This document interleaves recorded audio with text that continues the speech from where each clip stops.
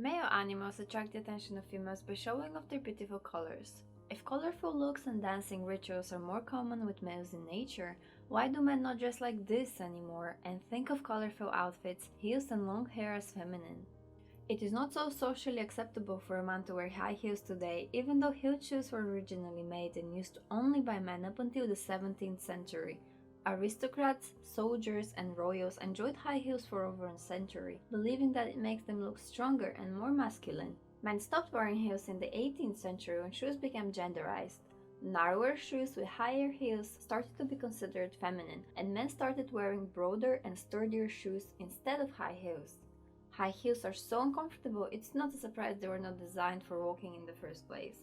The high heel was originally made for Persian horsemen to secure their feet into their horses' stirrups when they stood up and shoot a bow while riding. So next time you find yourself on a horse with your cutest pair of heels trying to shoot a bow, worry not, your shoes were made for this.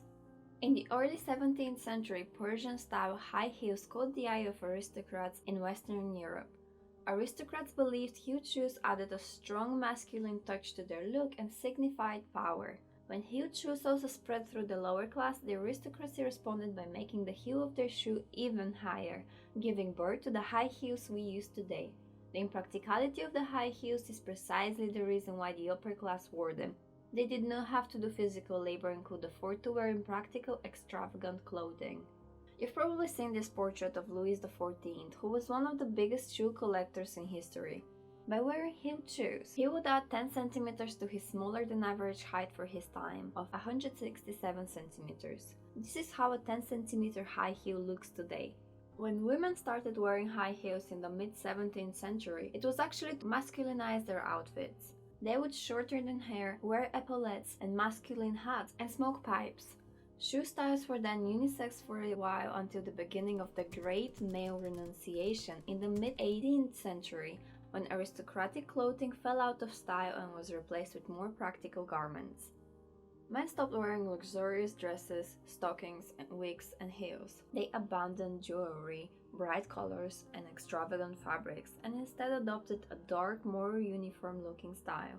During this time, the idea was born that men are practical and rational while women are sentimental and emotional. Less than a century later, the suit's monopoly on male dress code was established.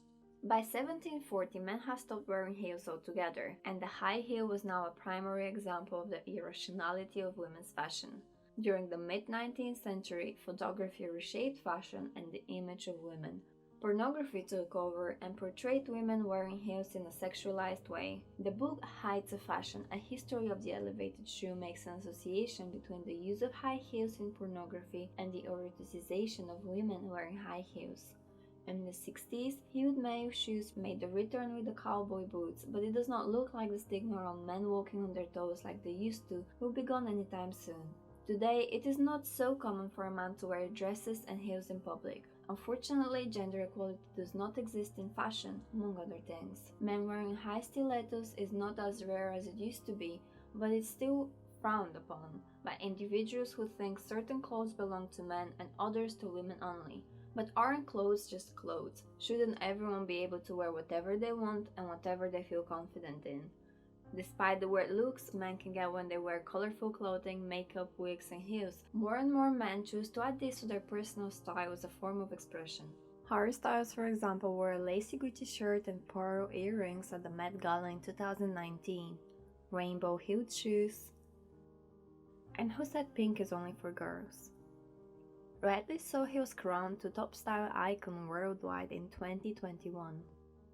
If you'd like to find out more about why male animals usually have brighter colors than females, click here for part 2 of this Colors and Style series.